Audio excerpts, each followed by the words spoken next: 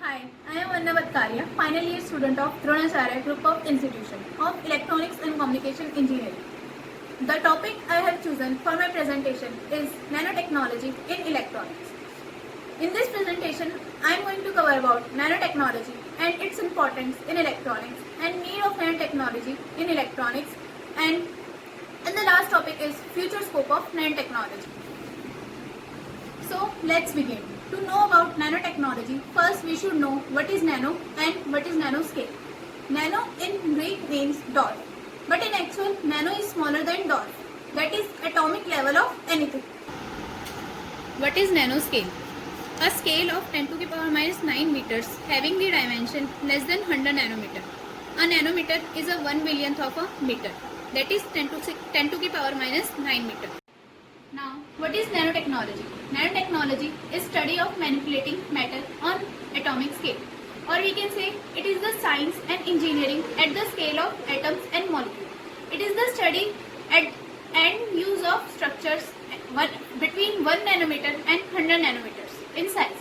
It refers to the constructing and engineering of the functional systems at very micro level, or we can say at atomic level. The average human hair is wide about 10,000 nanometer, and these tiny size make them very valuable for all practical uses.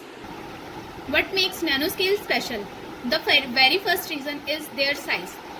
High density of structure is possible with small size. Physical and chemical properties can be different at nanoscale. For example, electronics property, optical property, thermal property, etc. The physical behavior of a material can be different in nano regime because of the different way of physical properties scale with dimensions. For example, area versus volume. What is carbon nanotube? A carbon nanotube is a tube-shaped material made of carbon having the diameter measuring on nanometer scale.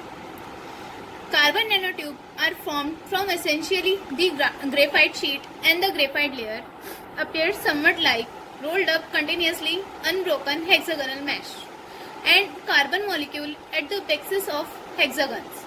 Nanotubes are member of Fullerene's family structure.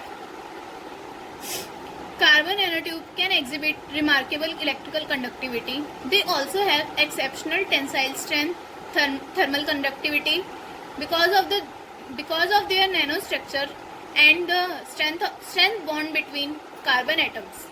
In addition, they can be chemically modified. These properties are expected to be valuable in many year of technology such as electronics, optics, composite material, replacing or complementing carbon fibers, nanotechnology, and other applications of material science. In individual, nanotubes naturally align themselves into a rope held together by relatively weak van der Waals forces.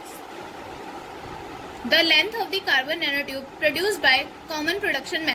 What are the needs of the nanotechnology in electronics? Today, microelectronics are used and they have solved most of the earth problems. The two exceptional disadvantages of microelectronics are physical size and the increasing cost of fabrication of integrating circuit. To overcome these disadvantages, nanotechnology can be used. Nanotechnology in electronics. Nanoelectronics refer to use of nanotechnology on electronics components, especially transistors. Nanoelectronics often refers to transistor devices that are so small that inter-atomic interaction or quantum mechanical property need to be studied extensively. Besides being small and allowing more transistors to be packed into a single chip, the uniform and symmetrical structure of nanotube allow higher electron mobility, higher dielectric constant or frequency, and symmetrical electron and hole characteristics. Advantages of using nanotechnology in electronics: increasing the density of memory chip, decreasing the weight and thickness of screens. Nanolithography is used for fabrication of chip. Reduce the size of transistor used in integrated circuit.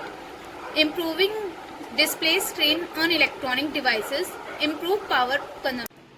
What are the area of nanoelectronics and nanosensors? First, graphene transistor. Second, single electron transistor. Third, carbon-based nanosensors. First, graphene transistor.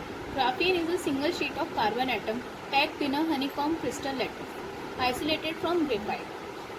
Allows electron to move at extraordinarily high speed. With its intrinsic nature of being one atom thick, can be exploited to fabricated field effect transistors that are faster and smaller. 1, 2, 3, start. Single electron transistor. A single electron transistor needs only one electron to change from insulated state to conducting state. Deliver very high device density, power efficiency, its remarkable operational speed. Quantum dots with sub 100 nanometer dimensions have to be fabricated. Third, carbon-based nanosensor. Graphene and carbon nanotubes have excellent thermal conductivity, high mechanical robustness, very large surface to the volume ratio, making them superior material for fabrication of electromechanical and electrochemical sensors with higher sensitivity, lower limits of detection, and faster response time. Some of the common applications of nanotechnology in electronics are: first, computer processing. In computer processing, we have used Moore's law. It states that number of transistors that can be put on a single chip will be double every 2 years. Because of nanotechnology, the speed of computer has increased while the price of computer has decreased. This is the graphical representation of Moore's law. Second, display.